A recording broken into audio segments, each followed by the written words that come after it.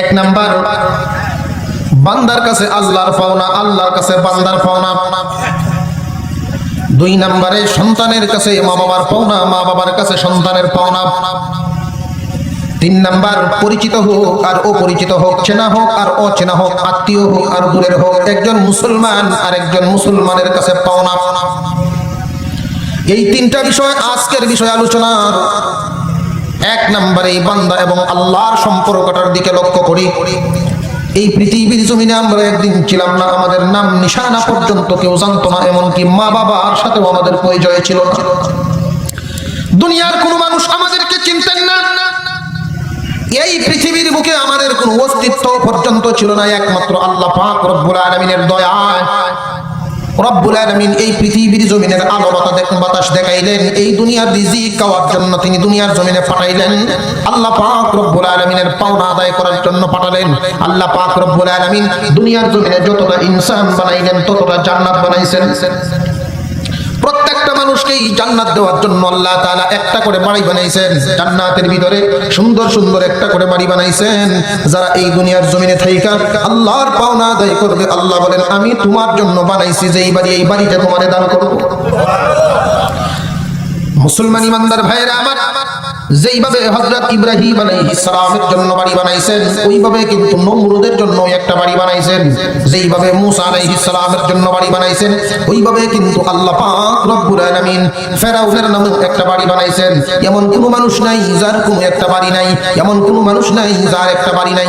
তাম পৃথিবীর বুকে আদম আলাইহিস সালাম থেকে নিয়ে কিয়ামত পর্যন্ত যতটা মানুষ পৃথিবীর জমিনে আসবে, প্রত্যেকটা মানুষের জন্যই আল্লাহ পাক রব্বুল আলামিন একটা করে বাড়ি বানায় দিয়েছেন। কিয়ামতের কঠিন ময়দানে সব মানুষ আল্লাহর দিকে হাত বাড়াবেন, আল্লাহ বাড়ির চাবি দাও। দুনিয়ার জমিনে শুনেছিলাম সবার নামে কি একটা করে বাড়ি বানাইছেন। দুনিয়ার জমিনে শুনছিলাম সবার নামে একটা করে বাড়ি বানাইছেন। আবু জেহেলও হাত বাড়াবে, আবু লাহাবেও হাত বাড়াবে, ফেরাউনেও হাত বাড়াবে, নমরুদেও হাত বাড়াবে। এইভাবে আল্লাহ রব্বুল আলামিনের দরবারে চাইবে। ওই দিন আল্লাহ পাক রব্বুল আলামিন ঘোষণা দিবেন সবার জন্য একটা করে বাড়ি বানাইছি, কিন্তু আমি সবাইকেই বাড়ি দিব না। যারা শুধু আমার পাওনা আদায় করেছো আমি তাদেরকে আজকে বাড়ি দিব, আর যারা আমার পাওনা আদায় করো নাই তাদেরকে আমি বাড়িও দিব না। মুসলমান ভাইরা আমার, এই পৃথিবীর জমিনে থাকিয়াই আল্লাহর পাওনা আদায় করবেন। আল্লাহ পাক রব্বুল আলামিনের পাওনা হলো বান্দার কাছে দুইটা। এই দুইটা পাওনা যারা আদায় করতে পারবে, দুনিয়ার জমিন থেকে বিদায় হইতে দেরি, জান্নাতের সুখ শান্তি আরাম আয়েশ পাইতে হবে না দেরি। وَقَضَى رَبُّكَ أَلَّا تَعْبُدُوا إِلَّا إِيَّاهُ। আল্লাহ পাক রব্বুল আলামিন বলেন, ও দুনিয়ার ঈমানদার মুসলমান, ওয়াকাদা রব্বুকা, তোমাদের রব ফয়সালা করে দিয়েছেন। অনেক জগতের মধ্যে এই পৃথিবীর জমিনে অনেক কোর্ট আছে, অনেক আদালত আছে। কোন একটা মামলা যদি নিম্ন আদালতের রায় না হয়, অপেক্ষা করে নিম্ন আদালতেই যদি সমাধান হয়ে যায়, একজন মানুষ যদি রায় করানোর জন্য নিম্ন আদালতে রায়টা হয়ে যায়, সুযোগটাকে উচ্চ আদালতে নেওয়ার মতো জেলা পর্যায়ে গিয়া যখন রায় হয়, ওইখানেই কয়েকটা কোর্ট বদলানোর সুযোগ থাকে। ওইখান থেকে আবার শহর পর্যায়ে নিয়ে কোর্ট বদলাইয়া উচ্চ আদালতে নেওয়ার সুযোগ আছে, ঠিক না? ঠিক। আল্লাহ পাক রব্বুল আলামিন বলেন, বান্দা এমন একটা জায়গা থেকে রায় দিলাম যেখান থেকে রায় হওয়ার পরে আর আপিল করার কোনো সুযোগ নাই। আল্লাহ পাক রব্বুল আলামিন বলেন, ওয়াকাদা রাব্বুকা, তোমাদের রব, তোমার রব ফয়সালা করে দিয়েছেন, রায় দিয়ে দিয়েছেন। এটা কি আর আপিল করার সুযোগ আছে নাকি? না, রায় হয়ে গেছে। আল্লাহ তাআলা এই কথা বলেন নাই তোমার রব আদেশ দিয়েছেন, আদেশের কথা এখানে বলেন নাই, তিনি ফয়সালা করে দিয়েছেন বলেছেন। দুনিয়ার ঈমানদার মুসলমান, আল্লাহ পাক রব্বুল আলামিন বলেন, ওয়াকাদা রাব্বুকা আল্লা তা'বুদু ইল্লা ইয়াহু। ও দুনিয়ার ঈমানদার মুসলমান, আল্লাহ ছাড়া তোমরা কারোর ইবাদত করবা না। এই পৃথিবীর জমিনে আর ইবাদত পাওয়ার যোগ্যতা কারোর নাই। পৃথিবীতে দেখবেন কত প্রাণী আল্লাহ বানাইলেন, গরু বানাইলেন, ছাগল বানাইলেন, হাঁস মুরগি কত কিছু বানালেন। এমন কোন প্রাণী নেই যেই প্রাণী খাদ্য গ্রহণ করলে খাদ্যের কাছে তার মাথা যায় না। সমস্ত প্রাণীরাই খাদ্য গ্রহণ করার সময় দেখবেন খাদ্যের কাছে তার মাথাটা ঝুঁকিয়া যায়। একমাত্র মানুষকে আল্লাহ এমন ভাবে বানাইলেন, মানুষকে কত সুন্দর করে অভাব দিয়া বানাইলেন। আল্লাহ বলেন, মানুষ রে, এমন একটা গঠন দিয়া তোমারে বানাইলাম, তোমার কপালটা যেন যেতায় সেতায় ঝুঁকাইতে না হয়। গরু যদি ঘাস খায়, ঘাসের কাছে তার মাথা যায়। ছাগলে যদি ঘাস খায়, ঘাসের কাছে তার মাথা যায়। হাঁস যদি খাদ্য খায়, মুরগি যদি খাদ্য খায়, এই হাঁস মুরগির খাদ্যের কাছে তার মাথা সহ যায়। একমাত্র মানুষ, তোমার খাদ্য গ্রহণ করার সময় মাথা ঝুঁকাইতে হয় না। সুতরাং এই মাথা যেখানে সেখানে ঝুঁকাইবা না, একমাত্র কারে দিবা? জোরে আওয়াজ দিয়া বলেন, সেজদা কাকে দিব? যেতায় সেতায় মাজারে সেজদা দিব না, বাজারে সেজদা দিব না, গাছকে সেজদা দিব না, যে কোনো জায়গায় সেজদা আমরা দিব না। আমাদের এই আকীদাকে ঠিক করা দরকার। সমস্ত ক্ষমতার অধিকারী একমাত্র আল্লাহ। আল্লাহর উপর, আল্লাহর সাথে কাউকে শরীক করবা না। দুনিয়ার জমিন থেকে যে বিদায় হবা, আল্লাহর উপর কাউকে, আল্লাহর সাথে কাউকে শরীক করা যাবে না। এটা এক নাম্বার পাওনা আল্লাহ। আল্লাহ এক নাম্বার পাওনা হলো আমার সাথে কাউকে শরীক করতে পারবা না। শরীক কি জিনিস? শিরিক কি জিনিস? শিরিক দুই প্রকার। কয় প্রকার? শিরিক হলো দুই প্রকার। এক প্রকারের শিরিক হলো আল্লাহর ক্ষমতায় অন্য কাউকে ক্ষমতাবান মনে করা। যার সন্তান নেই, সন্তান দেওয়ার ক্ষমতা কার? আপনার মধ্যে মনে হয় সন্দেহ আছে। তাহলে আল্লাহ পাকের নামটা এত অল্প মানুষে নিলেন।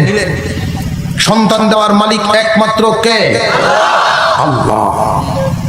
যেই মানুষটা গরিব, তাকে ধন দেওয়ার মালিক কে? অভাবীর অভাব দূর করার মালিক। কিন্তু আমাদের মধ্যে এমন কিছু মাথা পাতলা মানুষ আছে, ওরা করে কি? আল্লাহর কাছে চাওয়ার চাইতে ঘরের কোনায় বসে মাওলার কাছে চাওয়া যায়। তোমার বাড়ির সাথে মসজিদে গিয়ে মাওলার কাছে চাওয়া যায়। আল্লাহ এবং মাওলার কাছে না চাইয়া, মাওলার কাছে না চাইয়া যায় লালে লাল বাবা শাহজালাল। ঠিক না? ঠিক যায় কোথায় বান্দা? আল্লাহ পাক রব্বুল আলামিনের দরবারে যে কোন বান্দায় চাওয়ার অধিকার রাখে। ঠিক না? ঠিক। দুনিয়ার জমিনের এমপি মন্ত্রী এইরকম দরবার নয় যে কেউ আল্লাহর কাছে চাইতে পারে। বহুত মানুষ এমন আছেন বিভিন্ন দরবারে দরবারে মাজারে মাজারে গিয়ে ঘুরে, অথচ এগুলো শিরিক। যে সমস্ত মানুষদের বিশ্বাস যে মাজারে গেলে বাবার কাছে চাইলে একটা কিছু পাওয়া যায়। মদনপুর মাজার, ছোটবেলায় ওখানে আমি পড়াশোনা করতাম। অনেক মানুষ করে কি, মাটিতে হাতে নিয়ে মহিলারা পেটের মধ্যে ঘষে। যদি জিজ্ঞাসা করা হয় কেন, যে সন্তানাদি হচ্ছে না তো, মাজারের বরকত নিয়ে যেতেছি, হয়তো বাবার একটা কিছু কেরামতি জাগতে পারে। শিরিক গেছে দুই দিকে। শাহজালাল মাজারে গজার মাছটা মুড়ি লই আগে মানুষের ডাকে, বাবা আসো, বাবা আসো। কিন্তু বাবা পানির তলে, বাবা এটা কি? গিয়া দেখি গজার মাছ। একটা মানুষের দাম বেশি না মাছের দাম বেশি? আর জোরে কর, মানুষের দাম বেশি না মাছের দাম বেশি?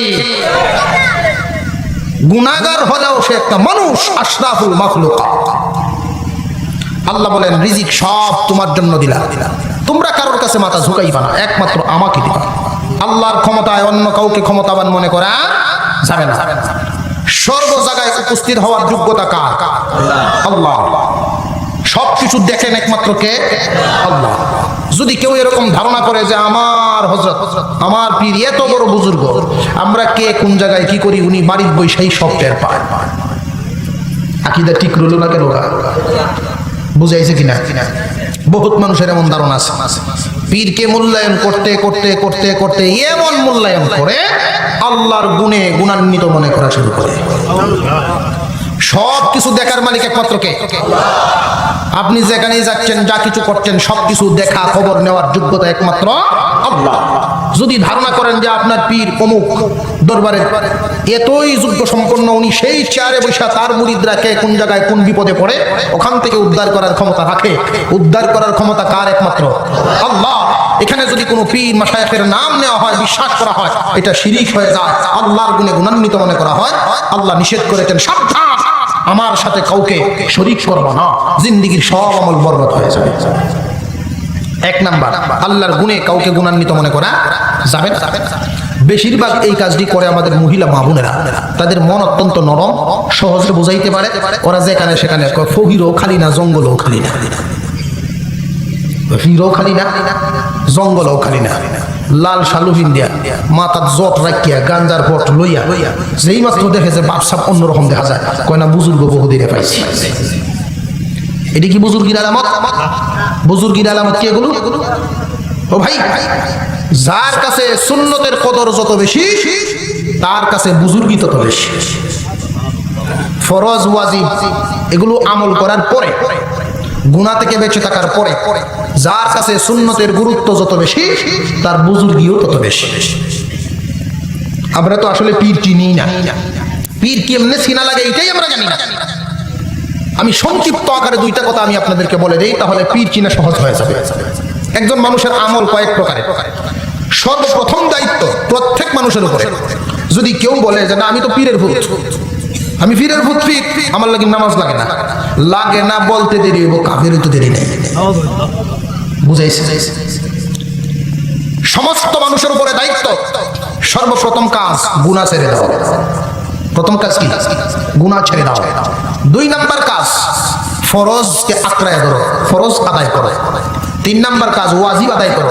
4 নাম্বার কাজ সুন্নতে মুআক্কাদা আদায় করো। ধারাবাহিক কয় কাজ? আরো জোরে করো। 1 নাম্বার গুনাহ ছাড়তে হবে, 2 নাম্বার ফরজ আদায় করতে হবে, 3 নাম্বার ওয়াজিব আদায় করতে হবে, 4 নাম্বার সুন্নতে মুআক্কাদা আদায় করতে হবে। ধারাবাহিক 4 কাজ করার পরে যে যত বেশি রাসূলের সুন্নতের উপরে আমল করবে, মুস্তাহাবের উপরে আমল করবে, ওভার ডিউটি বলে যেটাকে, যে যত বেশি ওভার ডিউটি করবে সে তত বড় ওলি হবে। এই 4 কাজ বাদ দিয়ে অন্য কাজ করলে হবে না, এটা ঠিক রেখে করতে হবে। ধারাবাহিক 4 কাজ খুব মনে করেন, যে 4 কাজ থেকে একটা ঘাটতি পড়ছে, ওই দিক দিয়ে করতেছে। সারা জীবন ওভার ডিউটি করলেও 4 কাজের একটা নমন হতো না। ভালো করে বুঝে ভুল কত ধারণা, কয় দিক দিয়ে বেড়া দেন, 4 ওখান দিয়ে ভাঙ্গা।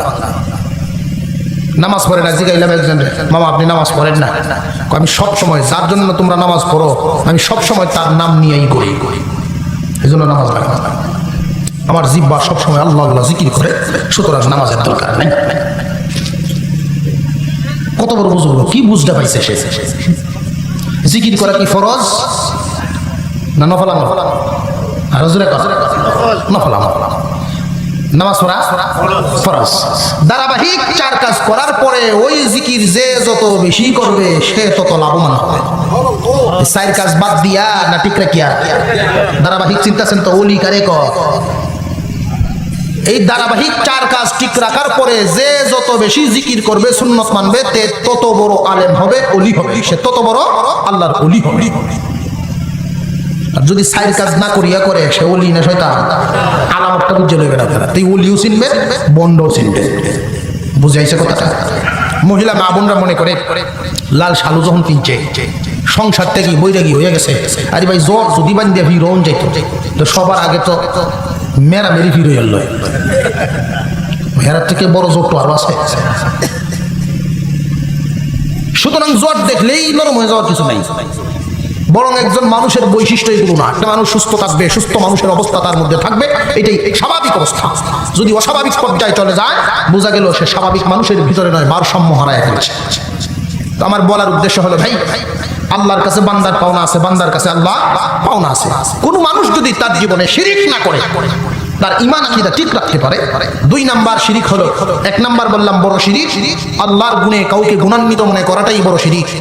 আল্লাহর গুণে আমরা কাউকেই গুণান্বিত মনে করব না, যেই গুণগুলো আল্লাহর জন্য খাস, যেই গুণগুলো আল্লাহর জন্য খাস। সব সময় সর্বহালতে সবকিছু দেখেন একমাত্র কে? বান্দা যেখানে যে অবস্থায়, যখন যেখানে যে অবস্থায় বিপদে পড়িয়া যায়, উদ্ধার করার মালিক একমাত্র কে? কারোর ক্ষমতা নাই, কারোর ক্ষমতা নাই। কোন মানুষ যদি এই দাবি করে যে তুমি যখন বিপদে পড়ছিলা আমি বাঁচাইছিলাম, না, একমাত্র আল্লাহই সকল বিপদ থেকে উদ্ধারকারী, সব কিছু দেখনেওয়ালা, শুননেওয়ালা, একমাত্র মালিক আল্লাহ। আল্লাহ পাকের এই গুণে অন্য কাউকে গুণান্বিত মনে করার নাম হলো বড় শিরক। যদি কোনো মানুষ কোনো পীরকে মনে করে সবকিছু দেখেন এবং শুনেন, সব জায়গায় তিনি থাকেন, তাহলেও এটা শিরক হবে। এমনকি যত বড়ই বুজুর্গ দেখেন না কেন, তাবিঈগণকেও এই মানা যাবে না, তবে তাবিঈনকেও মানা যাবে না, সাহাবীদেরকেও মানা যাবে না।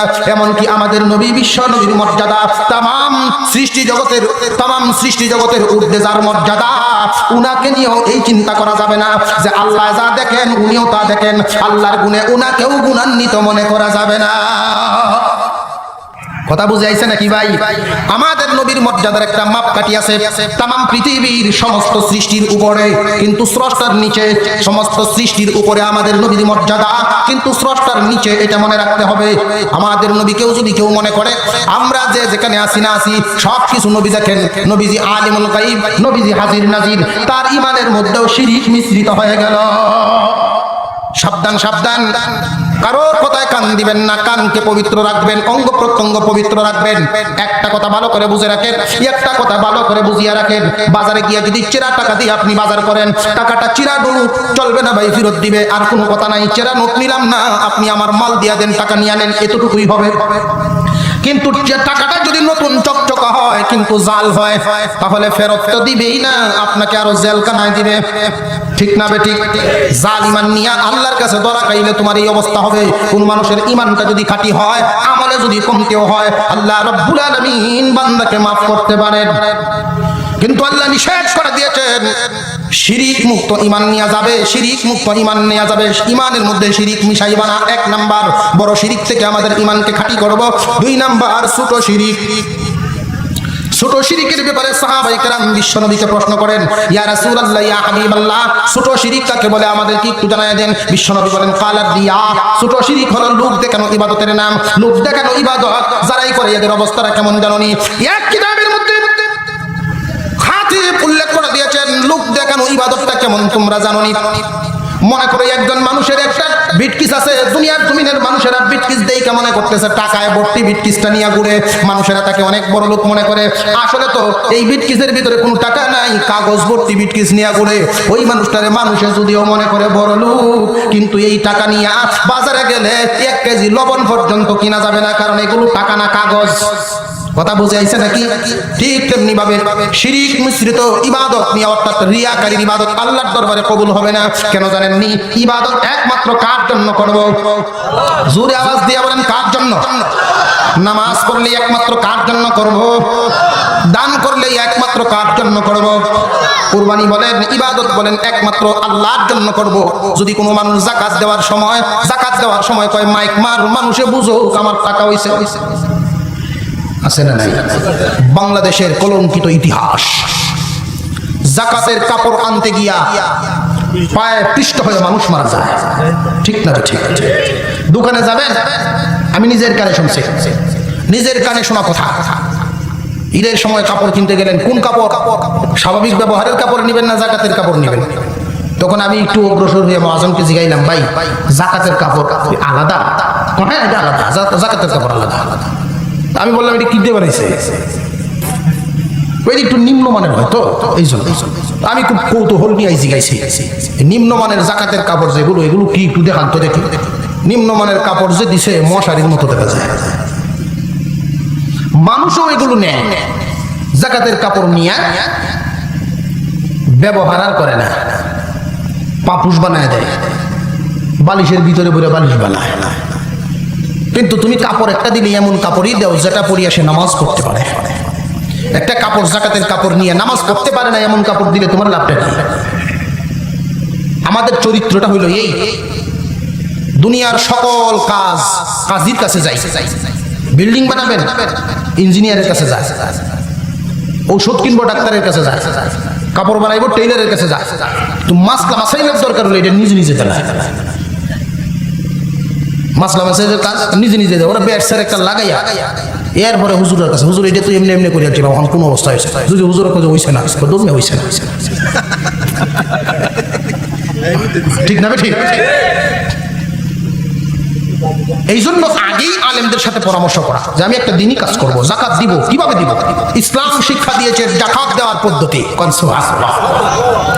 আপনার উপরে যদি যাকাত আসে, এখানে যুবক ভাইরা আছেন, আল্লাহ কাকে কোন সময় ধনী বানায় জানা নেই। প্রত্যেকেই খাস নিয়ত করেন, যদি আল্লাহ আমাদের কারোর উপরে যাকাত ফরজ করে আমরা ওই পদ্ধতিতেই যাকাত দিব ইনশাআল্লাহ। কিভাবে দিব? আল্লাহ পাক রব্বুল আলামিন শিখায় দিয়েছেন যাকাত চালু করার উদ্দেশ্যটা কি, যে জমিন থেকে সমাজ থেকে দরিদ্রতাকে দূর করা। আল্লাহ তাআলা সিস্টেম করে দিয়েছেন, ধনীর কাছে মাল আছে, এই মালের কিছু অংশ গরিবকে দাও, তার দরিদ্রতা দূর হোক। এখন এই মশারির মতো কাপড় দিলে কি দরিদ্রতা দূর হবে নাকি? তাহলে এই সিস্টেম তোমার কে শিখাইছে?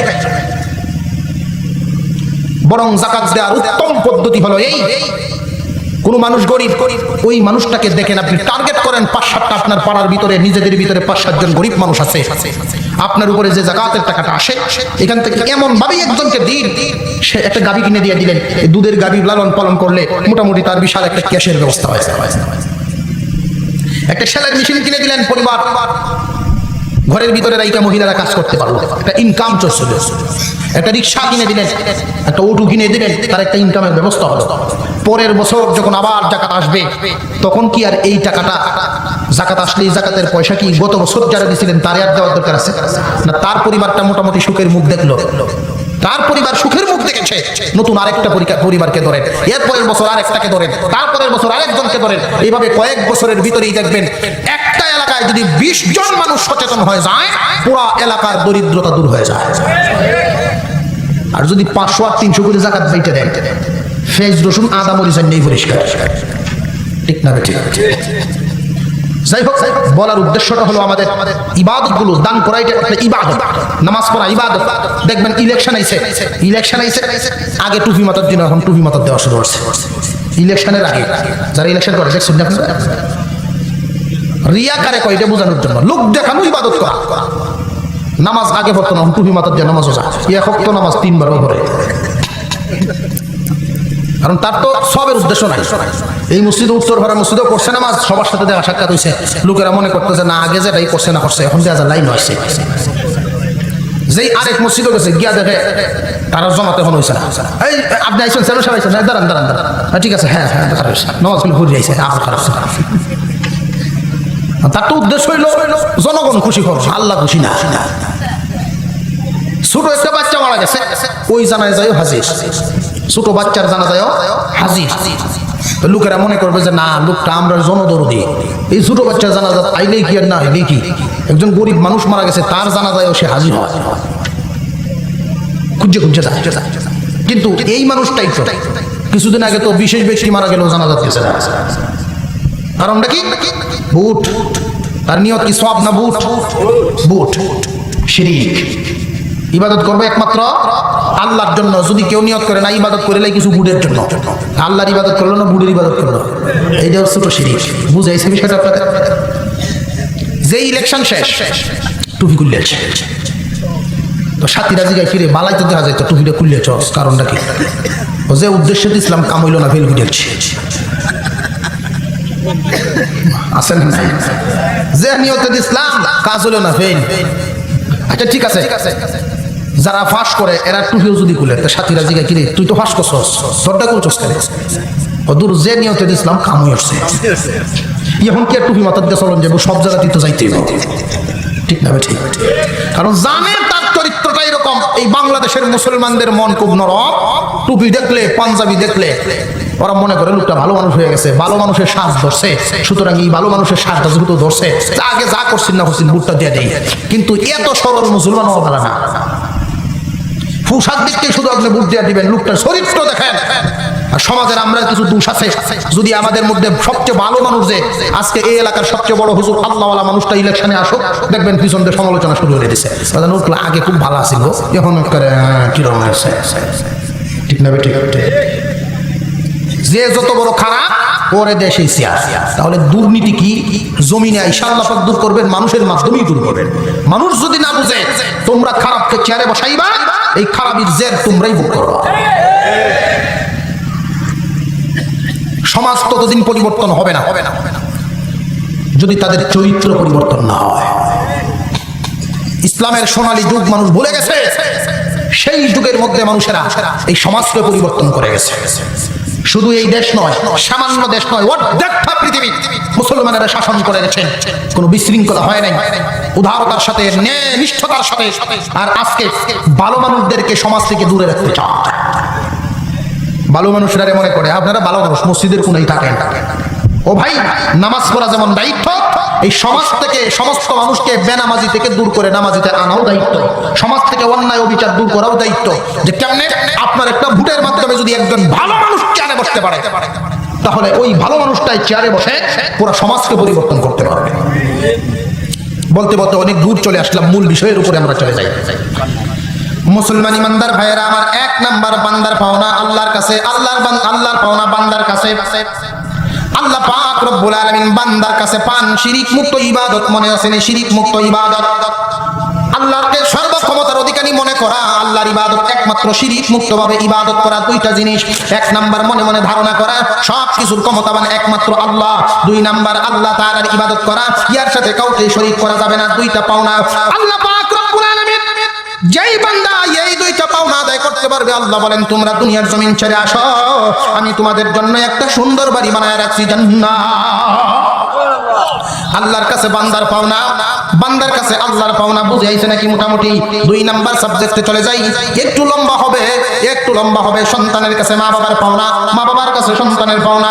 এক দল যদি আরেক দলের পাওনা আদায় করে, তাহলে ওই দল এমনি আরেক দলের পাওনা আদায় করবে। মুসলমান ভাইরা আমার, মা বাবা যদি সন্তানের পাওনা আদায় করতে পারে, সন্তান বড় হইয়া মা বাবার পাওনা আদায় করবে ইনশাআল্লাহ। যেই মা বাবা সন্তানের পাওনা আদায় করে না, সন্তানও বড় হইয়া মা বাবার পাওনা আদায় করে না। যেই মা বাবা সন্তানের পাওনা আদায় করবে, সন্তানও বড় হইয়া মা বাবার পাওনা আদায় করবে। আমরা এখানে যারা আছি, জরিপ করে দেখবেন সমাজের মধ্যে যদি 95টা পরিবার থাকে, 95টার মধ্যে 90 পরিবারই এমন হবে যেই পরিবারগুলোতে মা বাবা সন্তানের সাথে সম্পর্ক এমন নাই। মা বাবা অত্যন্ত অবহেলিত, বুড়া বুড়ির কোনো দামই নাই, সন্তানরা মা বাবার কথা শুনে না, এমন আছে না নাই? মুসলমান ভাইয়েরা আমার, এর মূল কারণ হলো আপনি হিসাবটা মিলায় দেখবেন আমরা কি সন্তানের পাওনা আদায় করতে পারছি কিনা, এটা আগে লক্ষ্য করে দেখবেন। আপনি কি আপনার সন্তানের পাওনা আদায় করতে পারছেন কিনা, সন্তান আপনার কাছে কি পায় এগুলো আগে লক্ষ্য করেন।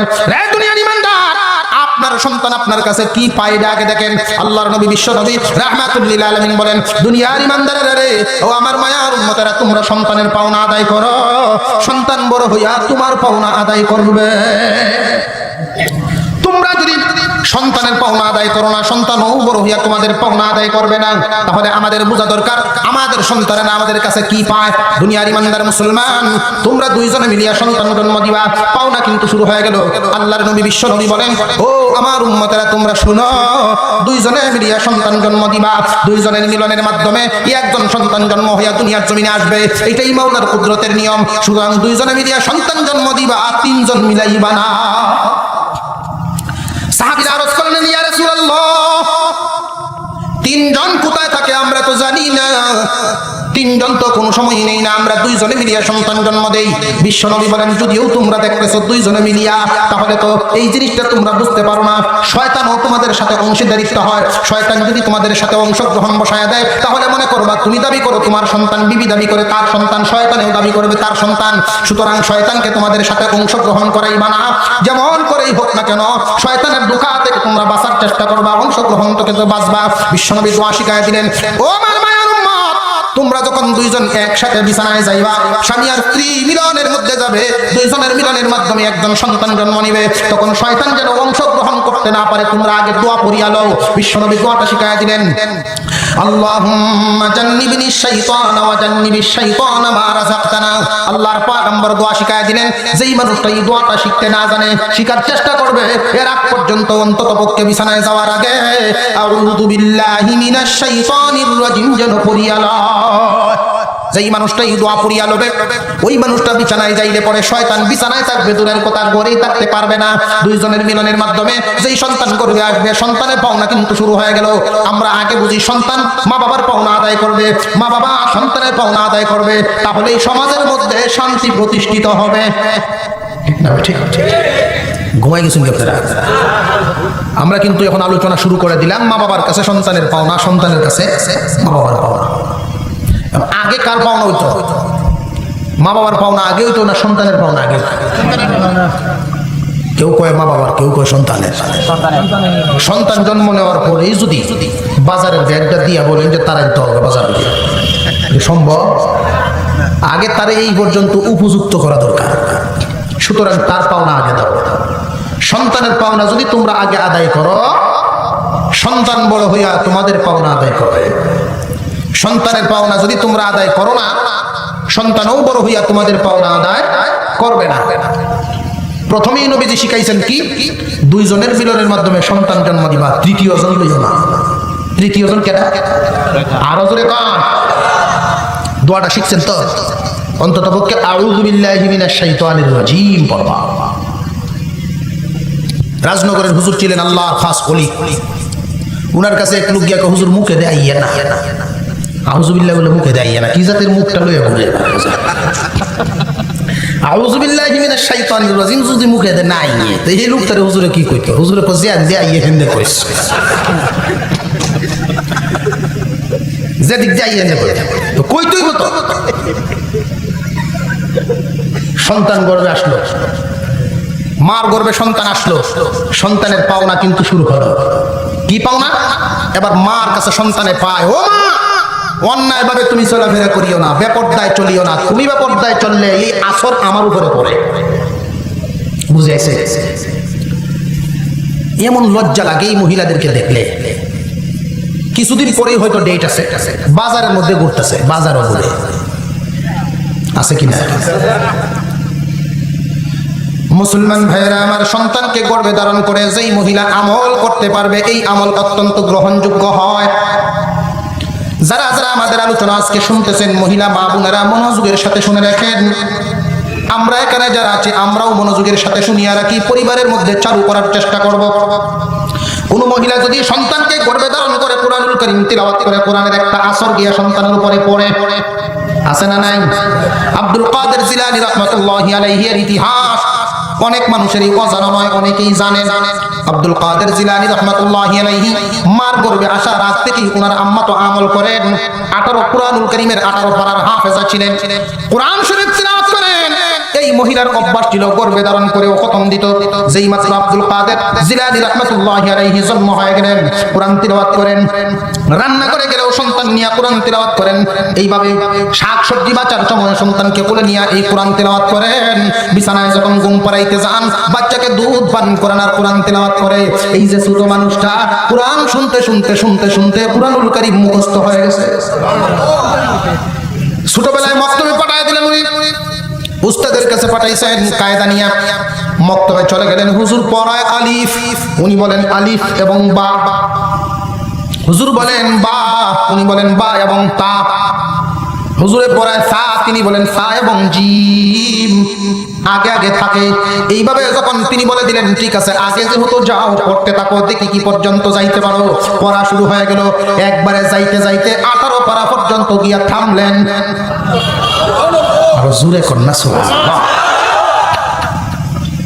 আব্দুল কাদের জিলানী রাহমাতুল্লাহি আলাইহির আম্মা ছিলেন একজন মহিলা, আর বর্তমানের মা বোনেরা হইছে লেডিস। মহিলার লেডিসের মধ্যে বেশ কম আছে না নাই? যদি কোনো মানুষ আশা করে বেপরদায় চলবে মেয়েরা, তার সন্তান ওলি হবে, এটা মরুভূমিতে মাছের আশা করা। মরুভূমিতে কি মাছের আশা করা যায় নাকি? মুসলমান ইমানদার মেয়েটা যদি দিনদার হয়, পর্দানশীল হয়ে যায়, দ্বীনি শিক্ষার গুরুত্ব তার মধ্যে আসিয়া যায়, এই মেয়েটার করে জন্ম নিলে সন্তানটার অবস্থা হবে কেমন? আল্লাহর পয়গম্বর বিশ্বনবী রাহমাতুল লিল আলামিন বলেন, সন্তান গর্ভে আসলো মহিলা, আসর গিয়া সন্তানের উপরে পড়বে। যেই মেয়েটা সন্তান গর্ভে ধারণ করে বেশি বেশি কোরআন তেলাওয়াত করবে, কোরআনের আসর গিয়া পড়বে, ইসলামিক বই পড়বে, বই পড়ার আসর গিয়া পড়বে, পর্দায় থাকবে, সন্তানটাও লাজুক লাজুক হবে।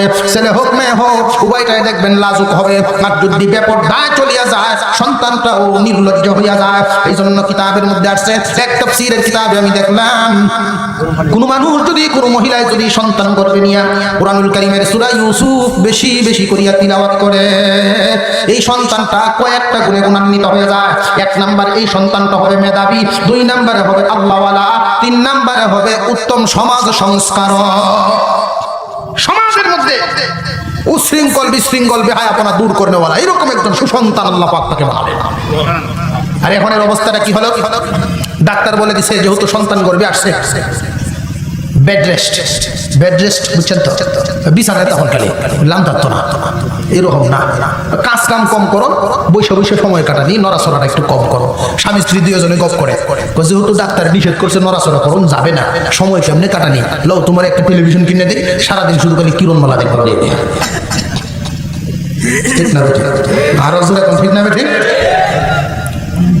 কিরণমালা দেখতে দেখতে, টেলিভিশন দেখতে দেখতে আচার আচরণ সন্তানের উপরে প্রভাব পড়ে। আর যদি বলতো সময় খাটাবা তুমি মুসলমান, ইসলামিক বই কিনে দিই, মাসলা মাসাইল এই সুযোগে অনেকগুলো শিখে ফেলো। নিয়ত করো কয় খতম কোরআন তিলাওয়াত দিবা এই দিনগুলোতে, নিয়ত করো তুমি যেহেতু রেস্টে থাকবা। ধর্মীয় বই পুস্তক পড়ো, পর্দার সাথে থাকো, সন্তানের পাওনা আদায় হয়। এই সন্তানের উপরে যখন আসর পড়ে, সন্তান দুনিয়াতে আইসা আল্লাহর হতে পারে। পৃথিবীর জমিনে সন্তান জন্ম নিবে, জন্ম নেওয়ার থেকে নিয়ে 7 দিনের ভিতরে 6 জিনিস পাওনা। মা বাবার কাছে সন্তানের 4টা জিনিস পায়। যেই মা বাবা এই 4টা পাওনা আদায় করবে, সন্তান বড় হইয়া মা বাবার পাওনা আদায় করবে। যেই মা বাবা সন্তানের এই 4 পাওনা আদায় করবে না, সন্তানও বড় হইয়া মা বাবার পাওনা আদায় করবে না। খুব ভালো করে লক্ষ্য করেন। 1 নাম্বার, সন্তান জন্ম নেওয়ার সাথে সাথেই, সন্তান জন্ম নেওয়ার সাথে সাথেই বাড়িতে হোক, হাসপাতালে হোক, ক্লিনিকে হোক, আত্মীয় বাড়িতে হোক, ছেলে হোক আর মেয়ে হোক, জন্ম নেওয়ার সাথে সাথেই মা বাবার কাছে তার পাওনা হলো, গার্জিয়ানের কাছে তার পাওনা হলো। মুসলমানের সন্তান দুনিয়াতে ভূমিষ্ঠ হওয়ার সাথে সাথেই 1 নাম্বার পাওনা হলো ডান কানে আজান, বাম কানে ইকামত শোনায় দেওয়া। ডান কানে আজান, বাম কানে ইকামতের শব্দগুলো শোনায় দেওয়া। ও মুসলমান, আল্লামা আশরাফ আলী থানভী রাহমাতুল্লাহি আলাইহি বলেন, দুনিয়ার ইমানদার মুসলমানেরা, এই আজানের কোনো নামাজ নাই আর জানাজার নামাজের কোনো আজান নাই। আছে নাকি? জানাজার নামাজের আজান নাই আর এই আজানের নামাজ নাই। এই আজানটা দিয়া বোঝায় দেওয়া হয়েছে, হে মুসলমান, দুনিয়ার জমিনে তুমি মুসলমানের ঘরে জন্ম নিলা, আজান কিন্তু হয়ে গেছে, নামাজের সময় তো আর বেশি বাকি নাই। আজান হয়ে গেলে জামাত শুরু হইতে তো আর বেশি সময় লাগে না। ও মুসলমান, আল্লাহকে বড় মনে করিয়া জীবন যাপন করবা। আল্লাহু আকবার, আল্লাহু আকবার, এই শব্দগুলো যখন বাচ্চার কানে কানে শোনায় দেওয়া হবে, আল্লাহ পাক রব্বুল আলামিনের বরত্ব যখন সন্তানটাই শুনবে, আল্লামা থানভী বলেন, এই বাচ্চার মনে মনে উদয় হয়, আমার তো মুসলমান হয়ে জীবন যাপন করতে হবে। হে মুসলমান, আল্লাহকে মানিয়ে জীবন যাপন করো। তোমার আজান হয়ে গেছে, জানাজাও অবশিষ্ট মাত্র আছে, জানাজা অপেক্ষা করতেছে। তোমার এই এতটুকু হায়াত দিয়ে তোমাকে দুনিয়াতে পাঠানো হলো, আজান দিয়ে তারে বুঝায় দেওয়া হয়। আজকের মুসলমান কিসে এদেরকে ধরলো? মুসলমানেরা ইহুদি এবং খ্রিস্টানদের কালচার নিয়ে ব্যস্ত। ইহুদি খ্রিস্টানদের কালচার নিয়ে আসছে, মুসলমানদের কাছে মুসলমানি নাই। সন্তান জন্ম নিল, যদিও ছেলে হইলে আজান দেয়, মেয়ে হইলে দেয়ই না। ঠিক না বেটি? মাঝে মাঝে ছেলে হইলে দেয়, মেয়ে হইলে দেয়ই না। ছেলে হইলেও যেটা দেয়, এটা ওই রাস্তার কারো দেয়, 3 রাস্তার মোড়। তো একজনে জিগা, কি এটা কোন আজান? জহুরও না, আসরও না, এটা কোন আজান? কইটা শুকুরালের হুত হইছে, এটা শুনাইতেছে। ছেলে হইলে আজান রাস্তার মানুষের শোনানো না, বাচ্চারে শোনানো। আর বাচ্চাকে শোনানো, এই আজানটা বাচ্চাকে শোনানো। শুধু ছেলে না মেয়েকেও? আজান কি শুধু ছেলেদের জন্য না মেয়েদের জন্য আছে? মনে থাকবো তো ইনশাআল্লাহ। ছেলে হইলেও আজান দেওয়া, মেয়ে হইলেও আজান দেওয়া। 1 নাম্বার কাজ হইল, ছেলে হইলেও আজান দিবেন, মেয়ে হইলেও দিবেন। মনে থাকবে তো? ছেলে হইলে আজকের সমাজের মানুষেরা বেশি খুশি হয়, মেয়ে হইলে খুশি হয় না। আজান দিবে দূরের কথা, মনেই তো ভালো না। মেয়ে হয়েছে মন ভালো না। যদি ছেলে হয় দেখবেন, বাপের বাপটা দেখবেন, মানুষের ডাইকে রেখে জিগা, সাজি দোয়া করেন আপনার নাতি ছেলেটা। আর যদি মেয়ে হয়, বুঝা যায় খেলা মারছে। অন্যরা তারা ডাইকে জিগায়, কে কি খবর সবার? হ্যাঁ হইছে, মেয়ে হয়েছে, খুব একটা মনটা ভালো না। কথাটা ঠিক না বেঠিক? বাস্তব। হুজুর আকরাম সাল্লাল্লাহু আলাইহি সাল্লাম বলছেন, যার করে মেয়ে সন্তান জন্ম নেয়, মেয়ে সন্তানের সাথে আল্লাহর রহমত নাজিল হয়। কেউ যদি 3 মেয়ের বাবা হয়, লালন পালন করে 3টা মেয়ের বিবাহ দিতে পারে, আল্লাহ পাক তাকে জান্নাত দান করবেন। আমার এক লোকে বলছিল, হুজুর আল্লাহ জান্নাত তো দিবই, 3 মেয়ে লালন পালন করলে জাহান্নাম তো দুর্নীতি হয়ে যায়। জান্নাত তো এমনি দিত না, জাহান্নামের কাম তো এমনি শেষ। 1 মেয়ে লালন পালন করলে কমপক্ষে 2 হারা জমিন বেতন লাগে, বিয়া দিলে আরো 2 হারা। ঠিক না ঠিক? যৌতুক ভাই, যৌতুক লাগে আমাদের কারণে। আমরা আচরণ ভালো না, আমরা আচরণ ভালো না, আচরণ নষ্ট হয়েছে, চরিত্র নষ্ট হয়েছে, নীতি রীতি নষ্ট হয়ে গেছে। আমার এক উস্তাদ খুব সরল সহজ মানুষ, এমন সরল মাঝে মাঝে বেটা পাঞ্জাবের উপরে গেঞ্জি উঠে যেত। কিরকম সরল হইলে শার্টের উপরে গেঞ্জি উঠে লাগে মানুষটা, আপনারা বুঝতেছেন কিনা? ক্লাসে গেঞ্জি উপরে উঠে চলে আরে আবার যে উল্টে আছে। এই মানুষটার করে 7 মেয়ে, কয় মেয়ে ঘুমে ধরলো আপনারা? মেয়ে কটা? 7 মেয়ের বাপের ঘুমে তো ধরতে চায় না, টেনশনে কালি। কিন্তু মেয়েরা যদি ভালো হয় আল্লাহ পাক উপযুক্ত জামাই তার বাড়ির সামনে হাজির করে দেয়। বড় হইতে পারছে না আগেই বিদায়, হাফেজ, মাওলানা, মুফতি, মুহাদ্দিস জামাই। কারণ আপনার মেয়েরা যদি পর্দানশীল হয়, যেমন তেমন বেটা যৌতুক তো বহু দূরের কথা, প্রস্তাব লইয়াই তো সাহস পেত না। আমি যে জুইতে এন প্রস্তাব লইয়ে যাওয়া যেত, আগে 3 চিল্লা দিয়ে আছে আর ছবিটা ঠিক করে দিয়া সাই সুরত ঠিক করে পরে যাওয়া যেত, ঠিক না? ঠিক যৌতুকের চিন্তাই তো অনেক দূর। আগে নিজেকে ঠিক করে পরে সামনে নিয়ে দাঁড়াবে। আর যদি আপনার হালতই খারাপ থাকে তাহলে অবস্থাটা কেমন হবে? আমরা আর এক উস্তাদ একটা ঘটনা প্রায় সময় বলতেন, আপনার অসুবিধা লাগতেছে না? তো এটা কলার ব্যবসা করে, সবসময় তো কলা এক সিস্টেমে বেশি কয়েকবার আর নতুন নতুন আর একটা সিস্টেম আবিষ্কার করি। কলা সিল্লে বাজারে লয়ে গেছে, সিল্লে নিয়ে বাজারে তুলছে, লই ব্যানার খাইবেন, লই ব্যানার খাইবেন, লই ব্যানার খাইবেন। ফিরে এটি কি তা কয়? মাথা তোলা মাইছে, দেখা যাক সব কলা সিলাই নতুন সিস্টেম, লই ব্যানার খাইবেন। এখন সবাই খালি জিগা, কেউ বাড়ি কই তোমার হাসি তামসা করে না, কলা কেউ নেয় না।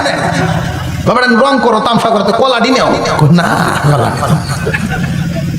বেপরদায় যারা চলে এদেরকে নিয়ে হাসি তামাশা করে, এদের বন্ধু বান্ধব বেশি থাকবে কিন্তু জীবন সাথী কেউ করবে না। একটা সুর সমাজে তার জিগায় দেখবেন তোর বউটা কেমন চাষ রে, খুব ভালো হতো, হেও চায়, চুরেও চায় তার বিবি ভালো হোক। ভালো মানুষে তো চাই করি।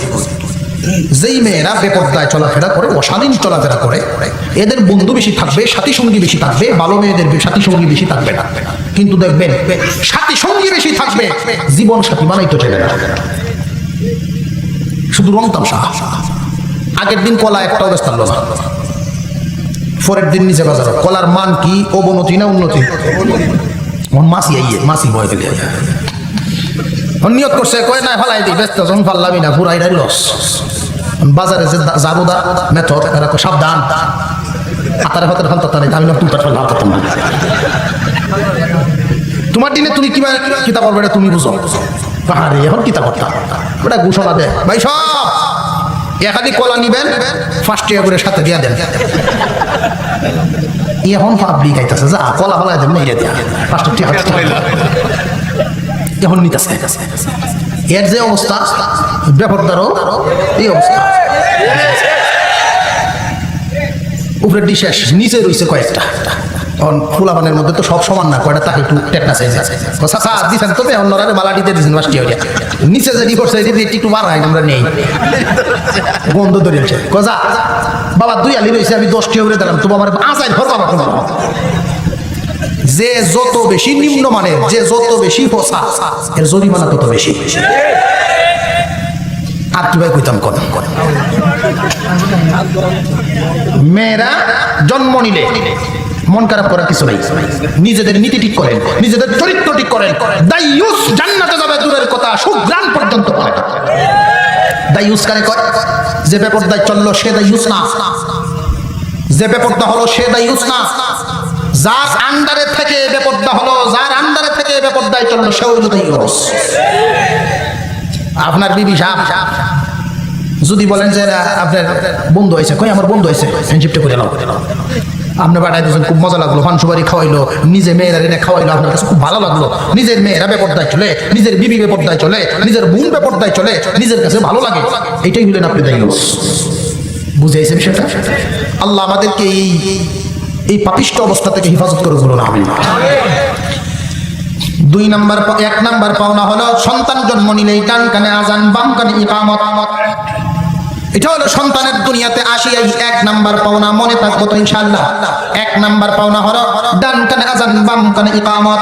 শুধু ছেলে হইলে না মেয়ে হইলেও এই আজানটা কে দিবে? আপনারা হয়তো টেনশনে পড়িয়া যান, এই আজানটা কে দিবে? হুজুর মসজিদের ইমাম লাগবে? না না, মসজিদের ইমাম লাগবে না, যে কোনো একজন পুরুষ মানুষ লাগবে? না না, তাও জরুরত না। সময়টা অত্যন্ত সংকটপূর্ণ, কারণ সময়টা অত্যন্ত বিপদের সময়। সন্তান ভূমিষ্ঠ হয়ে গেল, মহিলা মা বোন এই সময় কয়েকজন উপস্থিত থাকেন তো অবশ্যই যে কোনো সন্তানটাকে কুলে নিয়ে যদি মহিলারাই তার কানে কানে আজানের শব্দগুলো, ইকামতের শব্দগুলো বলিয়া দেয়, বাবা রে আল্লাহু আকবার আল্লাহু আকবার, আশহাদু আল্লা ইলাহা ইল্লাল্লাহ আশহাদু আল্লা ইলাহা ইল্লাল্লাহ, এই যে আজানের শব্দগুলো মহিলাও যদি বলিয়া দেয়, সন্তানের কানে শুনাইবে, তার দিলের মধ্যে গিয়া ধাক্কা লাগবে। 2 নাম্বার, শয়তান তারে আকৃষ্ট করতে পারে না। শয়তান আজানের শব্দ শুনিয়াই দৌড়তে থাকে, ওরে আর তার গলের ভিতরে নিয়ে বিরাইতে পারে না। নবী বলেন এই জন্য আজান মারিয়া দাও, মুসলমান সন্তানকে শয়তানের হাত থেকে বাঁচাও। মেয়ে হইলেও আজান দিবা, ছেলে হইলেও আজান দিবা। আজকে থেকে সবকটা মনে থাকবে তো ইনশাআল্লাহ। 1 নাম্বার পাওনা। 2 নাম্বার, সন্তান ছেলে হোক আর মেয়ে হোক 7 দিন যখন বয়স হয়ে যাবে, এই 7 দিন বয়স হয়ে গেলেই আমরা অনেক সময় মনে করি ছেলেদের 7 দিন মেয়েদের 9 দিন, নাকি মেয়েদের 7 দিন ছেলেদের 9 দিন, এরকম মনে করে। না না, বিশ্বনবী বলেছেন সবার বেলায় 7 দিন যখন বাচ্চার বয়স হয়ে যাবে, 7 দিনের সময় তার মাথাটা মুন্ডানো। মাথা মুন্ডানো বুঝাইছে তো মাথার চুলগুলো ফেলাইয়া, এই চুলগুলো ওজন দিয়া ওজন বরাবর স্বর্ণ অথবা রূপা আল্লাহর রাস্তায় সদকা করিয়া দেওয়া। যদি স্বর্ণ দেন কিছু টাকা বেশি হতে পারে, যদি রূপা দেন তাহলে দাম একদম কমে 100 টাকার কমে হবে। এই সদকা দেওয়ার কারণে আল্লাহ পাক রব্বুল আলামিন এই বাচ্চাকে, বাচ্চার পরিবারকে বড় বড় বিপদ থেকে হেফাজত করিবে। এটা কয় নাম্বার? 7 দিন বয়সের সময় বাচ্চার মাথাটা মুন্ডানো। এই চুলগুলো আবার ভিজা ওজন দিয়েন না, মাথা মুন্ডায় বেজা ওজন দিলে 250 গ্রাম হইব। শুকায়া ওজন দিবেন, দেখবেন 100 টাকার কেউ কম। চুলগুলো মাটির নিচে দাফন করা, এই সদকাটা যদি করতে পারেন, আল্লাহর পয়গম্বর বলেন কোন মানুষ যদি সদকা করে, তার দিকে যদি বিপদ আপদ আসতে থাকে, এই বিপদের সামনে সদকাটা দেয়াল হইয়া দাঁড়াইয়া থাকে। 2 নাম্বার গেল। 3 নাম্বার, বিশ্বনবী বলেন ছেলে হোক আর মেয়ে হোক 3 নাম্বার পাওনা হলো 7 দিনের সময় এমন একটা নাম রাখিয়া দাও, যেই নামটা শুনলেই বোঝা যায় মুসলমানের সন্তান। মুসলমানের সন্তান যেন বোঝা যায়। আজকের মুসলমান অনুসরণ করে টেলিভিশন রে নায়ক নায়িকার নাম রাখে, ঠিক না ঠিক? নায়ক নায়িকার নাম রাখে, টেলিভিশনে যাদেরকে দেখে ওদের নাম রাখে। মুসলমান ভাইরা আমার, আল্লাহর পয়গম্বর বলে দিয়েছেন এমন একটা নাম রাখো যেই নামটা শুনলেই বোঝা যায় মুসলমানের সন্তান। সন্তান তোমার কাছে চাইবে না, সন্তানকে যেই নাম দাও পছন্দ না হইলে প্রতিবাদও করবে না, কারণ এই যোগ্যতাই তো তার নাই। তাকে যেটাই দাও ওইটাই গ্রহণ করবে। কিন্তু বড় হইয়া যখন দেখবে তার নামের অর্থ ভালো না, বন্ধু সমাজে গেলে তার নামের কারণে লজ্জা পাওয়া লাগে। এমন নাম আছে না নাই? এমন নামও আছে, বন্ধু সমাজে গিয়ে নামটা পর্যন্ত ডাকা যায় না। নাম তো যে মেন্টেল, মেন্টেল ডাকে। আচ্ছা কোন বন্ধু সমাজে গিয়ে এই নাম ডাক্তার মুসলমান ছেলের নাম তো পাপ্পু, ইংরেজিতে তো পাপ্পু, টেলিভিশনে দেখছে আরে পাপ্পু, তারা তো কুত্তার বাচ্চার নাম, আর তুমি তো একটা মানুষের নাম। পাপ শব্দের অর্থ কি? কুকুর ছানা। পাপুর তো কুকুর ছানা, কুত্তার বাচ্চারই এর নাম হলো পাপ। মানুষের বাচ্চার নাম তো পাপ। নবীজি বলছেন যারে যেই নামে ডাকা হয় এই নামের আসর তার উপরে পড়ে।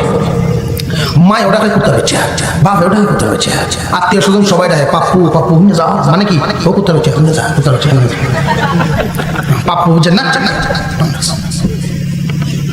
এই যে আসর পড়ে তার উপরে। হুজুর যখন হিজরত করে মক্কা থেকে মদিনায় গেলেন, এক মহিলা এসে বলতেছেন ইয়া রাসূলুল্লাহ সাল্লাল্লাহু আলাইহি ওয়াসাল্লাম, আমি শারীরিক এবং মানসিক উভয়ভাবে অসুস্থ থাকি, আমার জন্য একটু দোয়া করে দেন। হুজুর বলেন তোমার নামটা কও? মহিলাই কয় আমার নাম মারিজাতুন। কথা বুঝেন নাই? মারিজা শব্দের অর্থই রুগী। নবী বলেন তোমারে যে মানুষ এই নাম ধরে ডাকে, ডাকের আসর করছে, তোমার নামের অর্থই রুগী। রুগী রুগী ডাকতে ডাকতে তুমি রুগী হয়ে গেছো। তোমার নামটা আমি পাল্টায় দেই সালিমাতুন, প্রচার করে দাও। 3 মাস পরে এই মহিলা নবীর সামনে আইসা বলেন ইয়া রাসূলুল্লাহ আমি শারীরিক মানসিক উভয়ভাবে সুস্থ হয়ে গেছি। উমরের দরবারে গেল এক লোক বিচার নিয়ে, আমার ছেলে আমার কথা শুনে না। এই ছেলে তোমার নাম কি? নাম কইছে, নামের অর্থ পায়খানার কিরা। নামটার অর্থ কি? পায়খানা কিরা। হযরত উমর বলেন চাবুক টান, আগে ওর বাপের ভিটে লাগাই দেয়, কারণ ওর বাবা সন্তানের পাওনা আদায় করে নাই, এই জন্য দুষ্ট হয়েছে। এক নাম্বার পাওনা, তোমার কাছে তোমার সন্তান এমন একটা নাম পায়, সে অসহায়, ছোট, 7 দিন বয়স মাত্র, সে তো প্রতিবাদ করতে পারবে না যে আমার নাম রাখবা আব্দুল কাদের, আমার নাম রাখবা জুনাইদ বাগদাদি, এইরকম অনুসরণীয় নাম রাখবা, অর্থবোধক নাম রাখবা, এই কথা সে বলে যেতে পারবে না। সুতরাং নবী বলে দিয়েছেন এমন একটা নাম তাকে উপহার দাও, ছেলে হোক আর মেয়ে হোক, যেই নামটা শুনলেই একজনে বুঝতে পারে সে মুসলমানের সন্তান। মেয়ে হয়েছে, নাম হয়েছে বেবি, বেবি বলে নাম। বেবি অর্থ হলো সুডো, সুডো বেবিটা তো সুডো বাংলা, বাচ্চাও সুডো, বেবিও সুডো। এই বেবি কি আর বেবি থাকবে? বেবি বড় হইব তখন তো নাম তখন লাগবো বাস।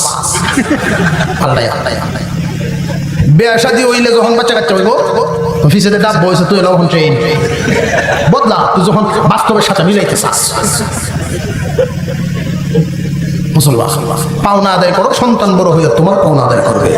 তুমি পাওনা আদায় করবা না, সন্তানও বড় হইয়া পাওনা আদায় করবে না। মুসলমান ইমানদার ভাইয়েরা আমার, 3 নাম্বার, 7 দিনের সময় এমন একটা নাম রাখিয়া দেওয়া, যেই নামটা শুনলেই বোঝা যায় মুসলমানের সন্তান। মনে থাকবো তো ইনশাআল্লাহ। 4 নাম্বার, 7 দিনের সময় তার জন্য আকিকা করা, ছেলে হইলে 2 নাম, মেয়ে হইলে 1 নাম। বাচ্চাদের জন্য আকিকার বেলায় স্থানীয় আলেমদের সাথে আকিকার মাসলা মাসাইল জেনে আকিকা করবেন। বাচ্চা যখন আস্তে আস্তে বড় হইতে থাকবে, মা বাবার কাছে পাওনা কিন্তু বাচ্চার আছে, মা বাবার কাছে বাচ্চার পাওনা। আস্তে আস্তে যখন বড় হবে, আমরা তো অনেক কিসিমের কথাবার্তা তাদেরকে শিখাই। বিশ্বনবী বলেন, যেই সন্তান দুনিয়াতে আসার পরে কথাবার্তা শিখতে শিখতে প্রথম কথাটা তার হইয়া যায় আল্লাহ আল্লাহ আল্লাহ, যেই সন্তানের জবানে আল্লাহ কথাটা আসবে, দুনিয়ার জমিনে কথাবার্তা শুরু হওয়ার আগেই আল্লাহ কথাটা উচ্চারণ হবে। দুনিয়ার জমিন থেকে বিদায় হওয়ার সময় জীবনে বহুত কিছু করলো, যাওয়ার সময় আল্লাহর নাম নিয়ে বিদায় হয়ে গেল। শুরুতেও আল্লাহর নাম, শেষেও আল্লাহর নাম নিয়ে বিদায় হয়ে গেল। মাঝখানে এই জমানে যা কিছু হইল না হইল, আল্লাহ তারে মাফ করিয়া দিবেন। মুসলমান ভাইরা আমার, আল্লাহ পাক রব্বুল আলামিনের নাম তার মুখে উঠায় দাও। এরপরে যখন আস্তে আস্তে তার পড়াশোনা শিখাইবা, খুব ভালো করে বুঝেন, ভালো করে বুঝেন কথাটা।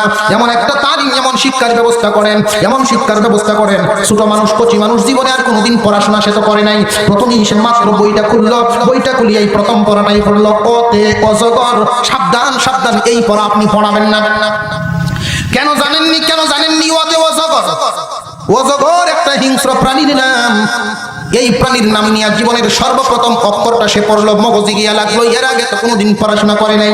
চিন্তা করবে, তার মগজে তালাশ করতে থাকবে, অজগর কি জিনিস, অজগর কি জিনিস, ওতে অজগর, অজগর কি জিনিস। লক্ষ্য করে দেখবে এটা একটা হিংস্র প্রাণীর নাম। অজগর কি হিংস্র প্রাণী নয়, অজগর হিংস্র প্রাণীর নাম। আতে পড়া হয় আপেল, আতে আপেল, আপেল একটা লোভনীয় বস্তুর নাম। প্রথমে তার মিজাজে হিংস্র মনোভাব, হিংস্র প্রাণী নিয়ে হিংস্র মনোভাব তৈরি হয়ে গেল। 2 নম্বরে লোভনীয় বস্তুটা নিয়ে লোভ লালসা তৈরি হয়ে গেল। এই জগতে যত সন্ত্রাসী, যত ডাকাতি, যত অশান্তি, যত টেন্ডারবাজি, সব কিছুর মূলে দেখবেন সন্ত্রাসী মনোভাব, লোভনীয় অফার, সন্ত্রাসী মনোভাব, লোভনীয় কারণ। সর্বপ্রথম এই শিক্ষা থেকে দূরে রাখবেন। যেই জায়গায় পড়ানো হয় আপনি আগে যাচাই বাছাই করে দেখেন, ওতে অজগর পড়াবেন না, আতে আপেল পড়াবেন না। 2 নম্বরে আপনি ওই দিকটা লক্ষ্য করে দেখেন, যেই জায়গায় পড়ানো হয় ওইখানে পড়ান, বাবা পড়ো ওতে ওযু। ওযুর মাধ্যমে নিষ্পাপ মাসুম বাচ্চা বুঝবে ওযুর মাধ্যমে কি করা হয়, পবিত্রতা হাসিল করা হয়। পবিত্রতা হাসিল করে কি করবে?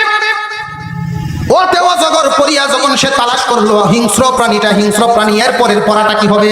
পরের কাজটাই হইল আতে আপেল, লুভ করিয়া নেওয়া, হিংস্র মনোভাব নিয়েই লুভ করিয়া নেওয়া। কিন্তু এখন তো আর এটা নাই। ওতে ওযু করিয়া যখন সে পবিত্রতা হাসিল করলো, এর পরের অক্ষর আতে আল্লাহ। ওতে ওযু করিয়া পবিত্রতা হাসিল করে তারপরে কি করবে? পবিত্রতা হাসিল করার পরে আল্লাহর গোলামি করা লাগে। এই পড়া শিক্ষা দাও, এটা তোমার কাছে পায়। সন্তানকে মা বাবা যেদিকে নিবে, সন্তান কিন্তু এদিকেই যাবে। আজকের মুসলমান আমরা তো অনেক সময় ধারণা করি সন্তানদেরকে যদি আমরা কোরআন শিক্ষা দেই, বড় হইয়া মনে হয় বাদ পাইতো না। মুসলমান ইমানদার ভাইরা আমার, এটা আমাদের সম্পূর্ণ একটা ভুল ধারণা। সন্তানদেরকে আমরা ভুল পথে নিব না, এদেরকে সুন্দর তালিমের ব্যবস্থা করিয়া দিব, উত্তম শিক্ষার ব্যবস্থা করিয়া দিব ইনশাআল্লাহ। রাজি আছেন তো? আর হুজুর এখন কে কে রাজি আছে? আল্লাহ কবুল করে বলুন আমিন। নামান, সন্তানদেরকে সুশিক্ষায় শিক্ষিত করবেন। আল্লাহ কবুল করুক, আমরা বলি আমিন। এবার আসেন সন্তানের পাওনার ব্যাপারে তো কিছু বললাম, এবার মা বাবার কাছে তো সন্তানের পাওনার কথা শুনলেন, সন্তানের কাছে মা বাবার কিছু পাওনা আছে না? আপনারও অসুবিধা লাগতেছে, বুঝতেছি তো, কারণ আপনারও অসুবিধা লাগলে আমরা সুবিধা। আরো এক ঘন্টা আপনারও অসুবিধা হইলে আমরা সুবিধা হয় প্রত্যেক দিন। কালকে এই যে জিয়াদি সাহেব বলে গেলেন, জোহরের পরে হইলে ওনার মাদ্রাসা আনসারি সাহেব, রাত্রে আরো 2টা বিপদ, শুধু বিপদ, কত আর বয়ান করা যায়। আপনার অসুবিধা লাগলে আমরা সুবিধা। ডেলি 30 মিনিট 35 মিনিট করে হইতো তেনা যা গপসপ করে কাটাই দিলাম। ডেলি 1.5 ঘন্টা 2 ঘন্টা 3 ঘন্টা আর কত করা যায়। 2 নাম্বার, মা বাবার কাছে সন্তানের পাওনা তো বুঝলাম, এখন আছেন সন্তানের কাছে মা বাবা কি কি পায়। আল্লাহর কোরআনের একটা আয়াত করেছিলাম, এই আয়াতে আল্লাহ পাক বুঝাই দিলেন তোমার মা বাবা কি পায়। আগে আমরা বুঝিয়ে নেই যে যেই সন্তানেরা মা বাবার পাওনা আদায় করতে পারে, সবাই কি পারে? আরো জোরে এখন, সবাই পারে? যারা পারে এদের জন্য পুরস্কার আছে। দুনিয়ার জমিনে আল্লাহ তারে 3টে পুরস্কার দেবে। কয়টা? মা বাবার হক, মা বাবার সন্তুষ্টি যারা কামাই করতে পারবে, হক আদায় করতে পারবে, আল্লাহ পাক রব্বুল আলামিন তাদেরকে 3টা পুরস্কার দিবেন। কয়টা? আল্লাহ বলেন, ইম্মা ইয়াবলুগান্না ইনদাকাল কিবারা আহাদুহুমা আও কিলাহুমা ফালা তাকুল লাহুমা উফিন ওয়ালা তানহারহুমা ওয়া কুল লাহুমা কাওলান কারীমা। আল্লাহ পাক রব্বুল আলামিন বলেন, ও দুনিয়ার ঈমানদার, আমার পাওনা আদায় করার পরেই তোমরা তোমাদের মা বাবার পাওনা আদায় করো। কেন জানোনি? যদিও আমি তোমাদের লালন পালন করনে ওয়ালা, সত্যিকার ভাবে লক্ষ্য করলে আমার পরেই কিন্তু তোমার মা বাবার ভূমিকা তোমার পিছনে। আমি তোমাদেরকে যদিও খাওয়াই, যদিও পড়াই, যদিও জন্ম দিয়েছি, কিন্তু মা বাবার মাধ্যমে দিয়েছি, এই জন্য মা বাবার পাওনা আদায় করো। বান্দারে, মা বাবার পাওনা তুমি কেমনে আদায় করবা? আমি হুকুম করে দিলাম, বড় বড় মাছ খাওয়াতে হবে এই বিধান করি নাই, দামি দামি কাপড় পরাতে হবে মা বাবা, এইটাও তোমার কাছে চায় না। মা বাবা এমন জনের নাম, এই মা বাবা সন্তানের কাছে শুধু ভালো একটু ব্যবহার আশা করে। তুমি বাহির থেকে আসলা, মা বাবায় সকালবেলা যে তুমি বাহির হইলা অপেক্ষায় আছেন, কখন জানি দুপুরে ছেলেটা ঘরে আসবে আর খানা খাবে। মা বাবা বুড়া হয়ে গেছে, যদিও তুমি কাজে বাহির হয়ে গেছো, ব্যবসায় চলে গেলা, চাকরিতে চলে গেলা, হাওড়ে চলে গেলা, কখন তুমি বাড়িতে আসবে সেই অপেক্ষায় তোমার জন্য তাকে। বাড়িতে যখন আসলা আদর করিয়া ডাক মারে, বাবারে এত দেরি কেন, আরো আগে কেন আইলি না, কোথায় গিয়েছিলে একটু বল। তোমার মেজাজটা এই সময় চড়া থাকে। আল্লাহ বলেন, না না, চড়া মেজাজ নিয়া উনাদের সাথে ধমকের সুরে কথা বলবা না, ধমকের সুরে কথা বলবে না। আমরা তো অবস্থাটা হলো এমন, মা বাবাই যদি ডাক দেয় মাথা গরম হয়ে যায়। আর যদি বিবি সাহেব ডাক দেয়, বলে যে জিবরাইল ডাক দিয়েছে, ওহি কইব। ঠিক না? ঠিক, জিবরাইল ডাক দিয়েছে, মা বাবা ডাকলে মাথা গরম হয়ে যায়। অথচ মা বাপ কি জিনিস, মা বাপ কি জিনিস? মা বাবার অগ্রাধিকার থাকবে না বিবির অগ্রাধিকার থাকবে? বিবির পাওনাও আছে, বিবির হক আছে, কিন্তু মা বাবার চাইতে বেশি না। মা বাবা যদি বিবির প্রতি অসন্তুষ্ট হয়ে যায়, আপনার উপরে হুকুম বসায় দেয়, পরিবর্তন করো, পরিবর্তন করে আপনার উপরে বিধান বিধান। বুঝাইছে? ইব্রাহিম আলাইহিস সালাম আর ইসমাইল আলাইহিস সালাম, বাপ এবং পুত্র। ইসমাইল আলাইহিস সালাম একটা চিঠি লিখছেন, এই চিঠিটা ইব্রাহিম আলাইহিস সালামের হাতে গিয়ে পৌঁছে। চিঠি পায়া চিঠির মধ্যে লেখা, আব্বা আমি তো বিবাহ করছি,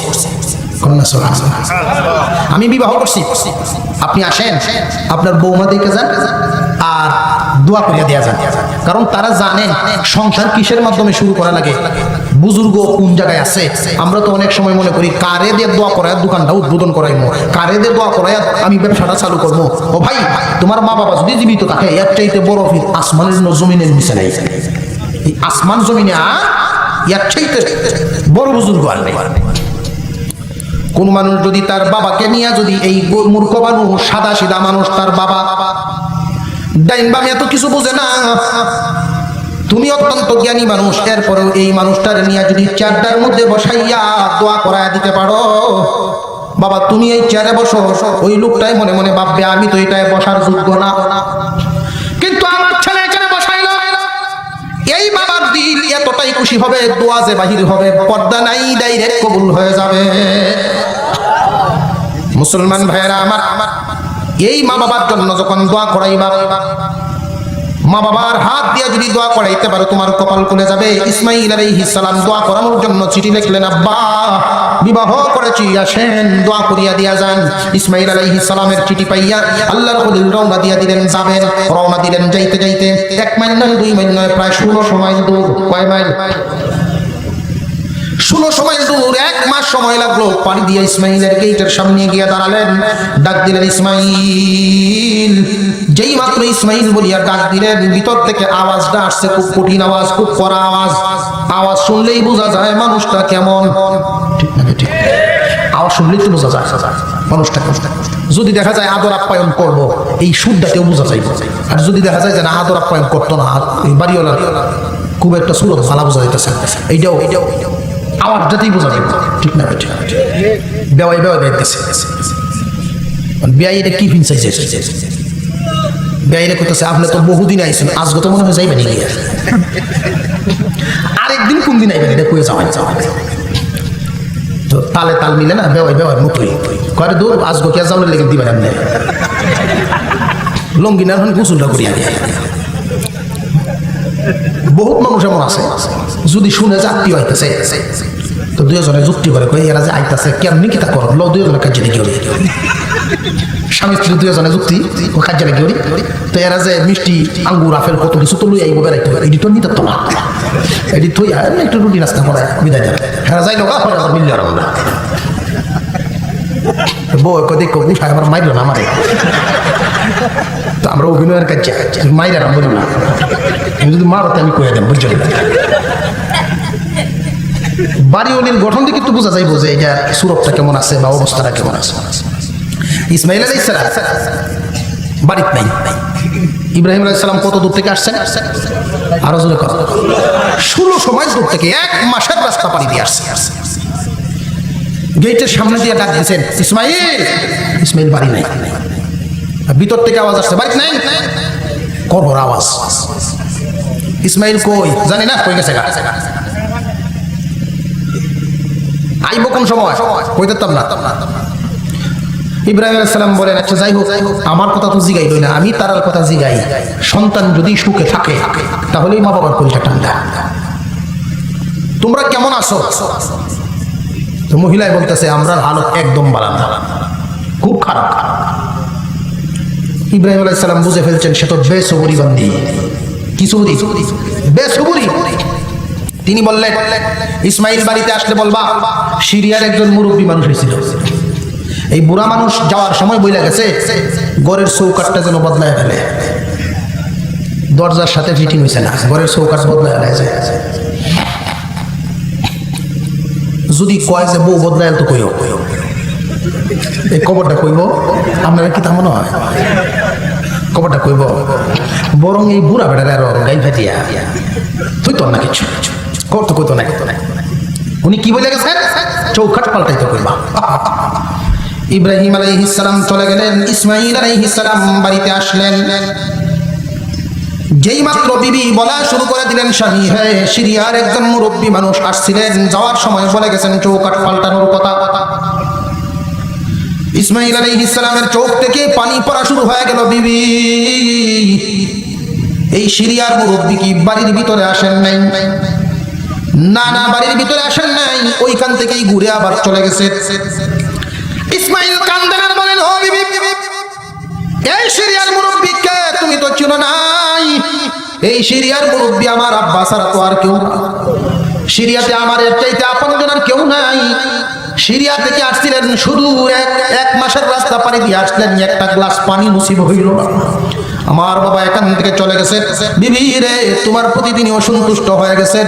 তিনি তো শুধু আমার বাবা নন, আল্লাহ পাকের বন্ধু ইব্রাহিম খলিলুল্লাহ। আমি তোমাকে নিয়ে আর গড় করতে পারবো না। আমার উপরে হুকুম জারি করে দিয়েছেন, ইসমাইল রে তোমার ঘরের চৌকাটটা তুমি পাল্টায় লইল। বিবি রে, চৌকাট বলতে তোমারও বোঝানো হয়েছে আমি আর তোমাকে নিয়ে গর্ব করতে পারবো না। কেন জানো নি? তোমার প্রতি আমার আব্বা অসন্তুষ্ট হয়ে গেছেন, আর যার প্রতি আমার বাবা অসন্তুষ্ট তার সাথে আমার বন্ধুত্ব চলে না। তোমাকে পরিবর্তন করা হবে। পরিবর্তন করে ফেললেন, আবার চিঠি লিখলেন, আব্বা বিবি পরিবর্তন করে ফেলেছি, আবার আসেন। ইসমাইল আলাইহিস সালাম চিঠি লিখছেন, আর ইব্রাহিম চিঠি পাইলেন। খলিলুল্লাহ চিঠি ছোটবেলায় চাইলাম বাবারে তোমার জবাই করা দরকার, সাথে সাথে গলা রেডি। এখন আমি বললাম বিবি পরিবর্তন করার জন্য, ইঙ্গিত দিলাম, সঙ্গে সঙ্গে বিবি পরিবর্তন করে ফেলেছে। আল্লাহ আমার এই ছেলের জীবনে কোনোদিন কষ্ট দিও না। বাবার কলিজার ভিতর থেকে সন্তানের জন্য দোয়া আসছে। ইব্রাহিম আলাইহিস সালাম শত ঝামেলার ভিতর থেকে তিনি রওনা দিয়ে দিলেন। ইসমাঈল আলাইহিস সালামের বিবি দেখবেন দোয়া করে আসবেন। আবার 1 মাসের পর 16 মাইল দূর আসলেন, আয়েশা গেটের বাহির থেকে ডাক দিলেন। আল্লাহ পাকের লীলা খেলা বুঝা বড় তাই ওই দিনও ইসমাঈল আলাইহিস সালাম বাড়ি ছিলেন না। গেটের বাহির থেকে ডাক দিলেন, ইসমাঈল। যেই মাত্র ডাক দিলেন, ভিতর থেকে সালামের জবাব, আপনি ভিতরে আসেন, আপনি ভিতরে আসেন। ভিতরে যাওয়ার পরে ওনাকে সেবা যত্ন করা হলো, ওযু করায়া ওনারে নাস্তার পরিবেশ করা হলো। ইব্রাহিম আলাইহিস সালাম প্রশ্ন করলেন, মা তোমরা কেমন আছো? মহিলাটাই জবাব দেয়, ও বাবা জান, আমরা অত্যন্ত ভালো আছি। আসমানের নিচে মনে হয় আমাদের চাইতে সুখী পরিবার আর নাই। ইসমাঈল আলাইহিস সালামের বিবির প্রতি আল্লাহর খলিল বড় খুশি হয়ে গেলেন। যে যত বড় হয় তার ব্যস্ততা তত বেশি হয়, যে যত উপরে উঠে তার ব্যস্ততা কিন্তু বাড়ে। ইসমাঈল আলাইহিস সালামের বাবা চলে যাবেন, বলে গেলেন, মা গো আমার ইসমাঈল বাড়িতে আসলে বলবা আমি অত্যন্ত খুশি হয়ে গেলাম, আর আমার ইসমাঈলের কাছে সংবাদটা পৌঁছায়া দিবা, জীবন থাকতেও কোনোদিন যেন এই চৌকাট পরিবর্তন না করে। চৌকাটটা দরজার সাথে বড় মানাইছে, চৌকাটটা বড় ভালো আছে, পরিবর্তন যেন না করে, এই কথাটা শুধু ইসমাঈলকে জানাইবা। ইব্রাহিম আলাইহিস সালাম চলে গেলেন। ইসমাঈল আলাইহিস সালাম বাড়িতে আসলেন। ও স্বামী, সিরিয়ার একজন মুরব্বী মানুষ আসছিলেন। এমনি ইসমাঈল আলাইহিস সালাম আবার কান্না শুরু করে দিলেন। আল্লাহ এবারও বুঝে আম্মারে দেখতে পারলাম না, বাবার চেহারা বহুদিন যাবত দেখি না। ও বিবি, আমার বাবা কি বাড়ির ভিতরে আসছিলেন নাকি? জি, ওনাকে বাড়ির ভিতরে আনলাম, সেবা যত্ন করলাম, খাওয়াইলাম, বিশ্রামের পরিবেশ করে দিলাম। ও বিবি, আমার বাবা যে তুমি কেমনে বুঝলা? উনি যে আমার আব্বা, এটা তুমি কেমনে বুঝলা? আমার আব্বা যে তুমি কেমনে চিনলা? বাড়িতে তুমি কেমনে আনলা? এমনি মহিলাটায় জবাব দেয়, স্বামী, উনি যখন গেটের বাহির থেকে আপনার নাম ধরে ডাক মারছে ইসমাঈল, তখনই বুঝতে পারলাম আমার স্বামীর কোনো আপনজন হবে। কারণ আপনজন ছাড়া গো নাম ধরে এই দুনিয়াতে কেউ ডাক দেয় না। যে যত আপনজন তার নাম ধরিয়া ডাকে, ঠিক না বে ঠিক?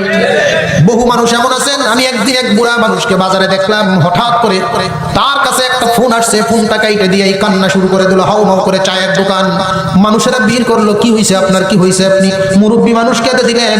তিনি বলেন, আজ থেকে একটা সংবাদ পাই এই কান্না শুরু করলাম, এই কারণেই আজ থেকে আসমানের নিচে আমার নাম ধরার আর কেউ রইল না। আমার বাবা ছিলেন মুরব্বী মানুষ, তিনি মারা গেছে, নাম ধরে ডাকার মতো আর কেউ নাই। এই মহিলাটাই বলে, যেই মাত্র আপনার নামটা ধরে ডাক মারছে, তখনই বুঝতে পারলাম আপনার কোনো কাছে এবং আপনজন হবে গো স্বামী। সঙ্গে সঙ্গে ভিতরে আনার অনুমতি দিলাম। যেই মাত্র ভিতরে তিনি আসলেন, ভিতরে আসলে ওনার চেহারাটা আমি লক্ষ্য করে দেখলাম, আপনার চেহারা আর ওনার চেহারার মধ্যে অনেকটা মিল আছে।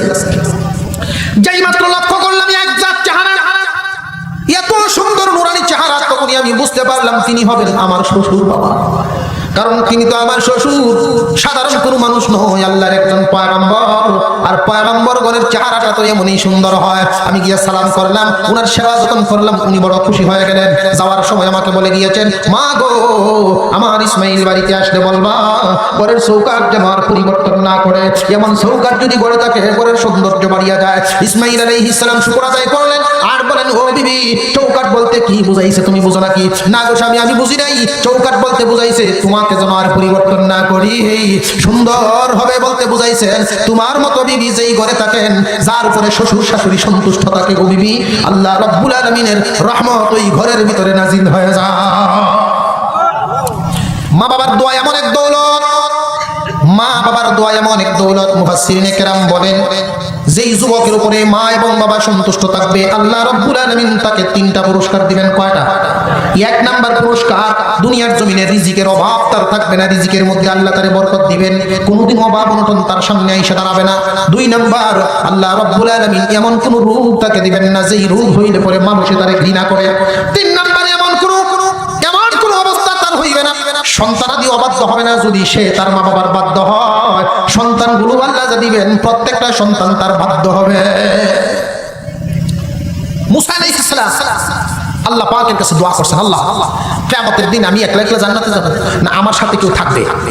আল্লাহ পাক জানায় দিলেন, পয়গম্বর তোমার সাথে জান্নাতে যাবে এরকম কিছু মানুষ আছে। আল্লাহ আমি একটু দেখতাম, আমার একটু দুনিয়াতে দেখাই দাও।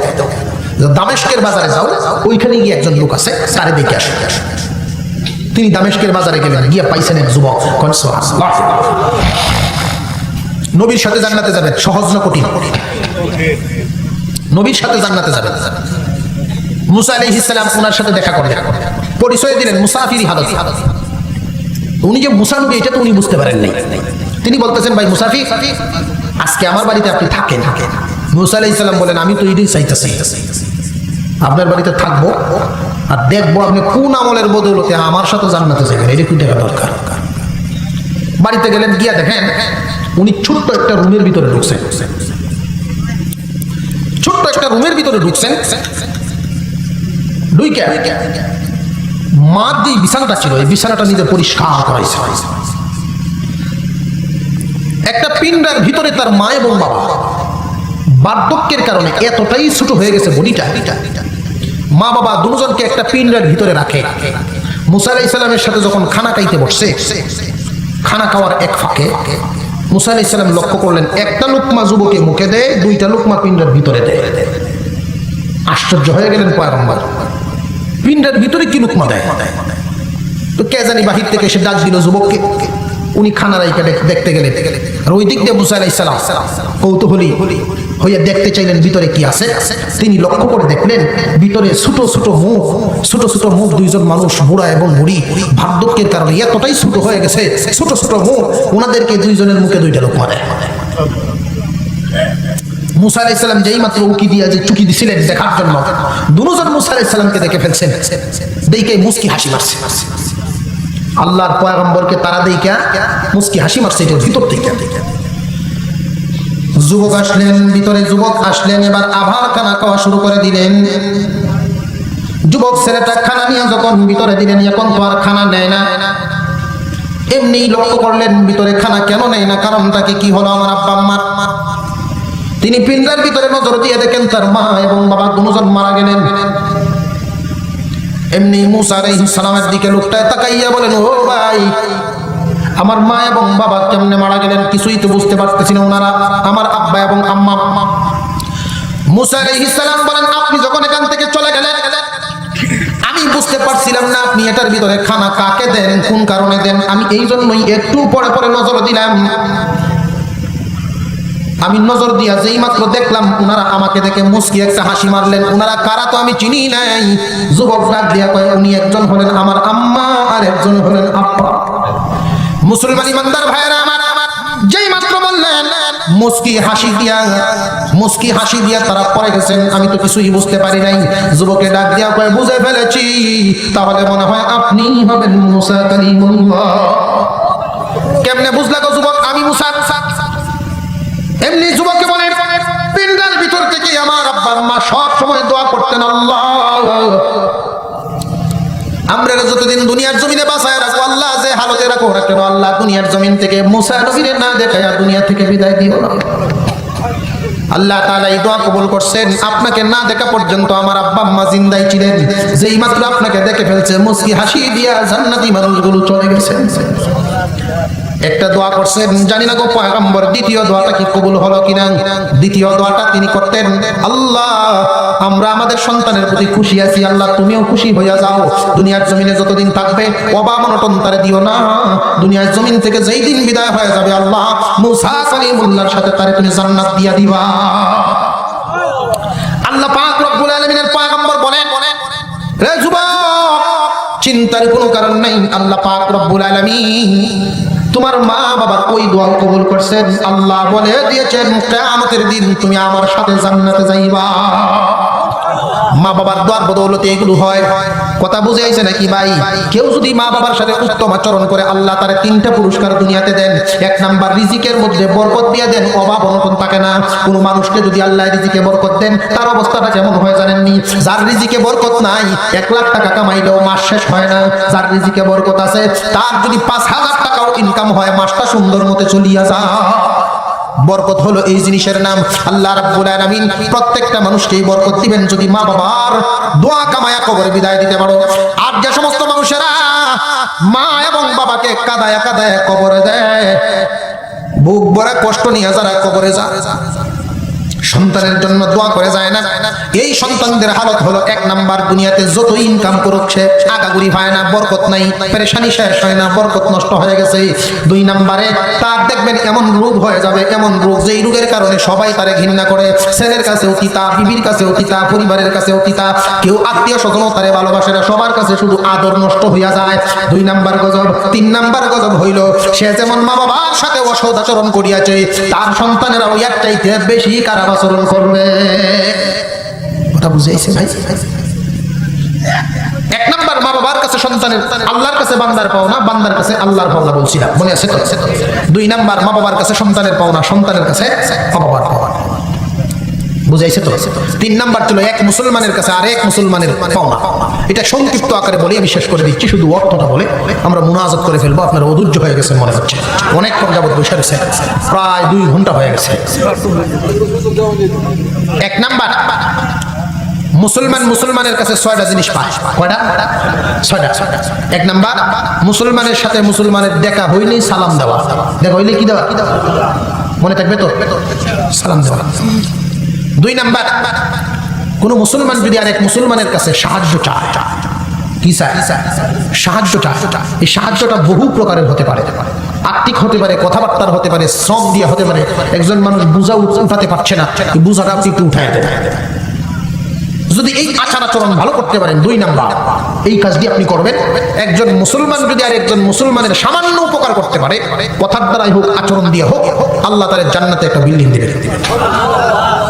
তিন নাম্বার, মুসলমান যখন হাসি দেয়, হাসির পরে আমরা কি দেই? আলহামদুলিল্লাহ।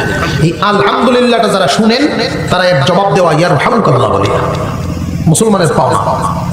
4 নাম্বার, মুসলমান যদি অসুস্থ হয়ে যায়, এই অসুস্থ ব্যক্তিটার সেবা করা। যদি সেবা করার সময় আপনার না থাকে, অন্ততপক্ষে এই রোগী ব্যক্তির কাছে গিয়ে বসা। রোগী দেখার এত সওয়াব, এত সওয়াব, এই যারা রোগী দেখবে তাদের জন্য আল্লাহ জান্নাতে একটা বাড়ি বানায়। 5 নাম্বার, জানাজায় অংশগ্রহণ করা। যদি কোনো মানুষ মারা যায়, সংবাদ পান, জানাজায় অংশগ্রহণ করলে পয়গম্বর বলেন 1 কেরাত সওয়াব দেওয়া হয়। সাহাবীরা বলেন, ইয়া রাসূলুল্লাহ, কেরাত কি পরিমাণ? হুজুর বলেন, উহুদ পাহাড় পরিমাণ। 1 কেরাত সম পরিমাণ কত? উহুদ পাহাড়। এই উহুদ পাহাড় সম পরিমাণ নেকি আল্লাহ পাক দান করবেন। হুজুর বলেন, যদি কেউ দাফন কাফনে শরীক হয়, এটা তো জানা যায় 1 কেরাত, দাফন কাফনে শরীক হইলে আরো 1 কেরাত। দাফন কাফনের যে কোনো একটা অংশে কেউ বাঁশগুলি কাইটে দিল, কেউ মাটিটা কুবাইয়া দিল, কেউ কাপড়টা পড়ায় দিল, কেউ গোসল করায় দিল, যে কোনো একটা অংশের সাথে যদি আপনি শরীক হন ফি সাবিলিল্লাহ, একমাত্র আল্লাহর জন্য, রাজায়ে আল্লাহ, আল্লাহ পাকের রেজামন্দির জন্য, আল্লাহর সন্তুষ্টির জন্য যদি হয়, তাহলে আল্লাহ কি দিবেন? আরো 1 কেরাত সওয়াব দিবেন। ফি সাবিলিল্লাহ, একমাত্র আল্লাহর রাস্তায়। আর যদি কবর খুঁজতে থাকে আর কইতে থাকে যে নেওয়া নিকুন দিয়ে, কথা বুঝাইছে আপনাদের? দুনিয়ার স্বার্থ থাকলে সব শেষ। কবর খুঁজতেছে আর কইতেছে গুরহুদার মানুষ কোনদিন খাওয়াইব, সব গেল, সব গেল। আপনি করছেন কি আশা? সবের আশা। যে হুজুর করছি তো ঠিকই, দোয়াইছি আমি সবের আশায়, গুড় কুদলাম সবের আশায়, বাস কাটলাম সবের আশায়, জানাজা বললাম সবের আশায়, দাওয়াত দিলে যদি না যায়, লোকটা যদি গুসা হয়, এই গুসার আপনার তো গুণ হতো না। হ্যাঁ, গুসা হয়ে বেতাও, ওলামায়ে কেরাম অনুমতি দিচ্ছেন নাকি এগুলো করার জন্য? মন চাইছে করিয়াছে, হ্যাঁ মন চাই কিসা করতে দাও। আপনি কেন যাবেন? নিজের কামাইটা নষ্ট কেন করবেন? আল্লাহ আমাদেরকে আমল করার তৌফিক দান করুন। 6 নাম্বার কথাটা হলো, মুসলমান মুসলমানের নীতি, মুসলমান মুসলমানের কাছে পাওনা। নিজের জন্য যেটা পছন্দ করে আরেক ভাইয়ের জন্য এটাই পছন্দ করে। আল্লাহ আমাদেরকে আমলের তৌফিক দান করুন, আমিন। আমরা আত্তাহিয়াতুর সূরাতে বসি আস্তাগফিরুল্লাহ, দুরূদ শরীফ পড়তে থাকি।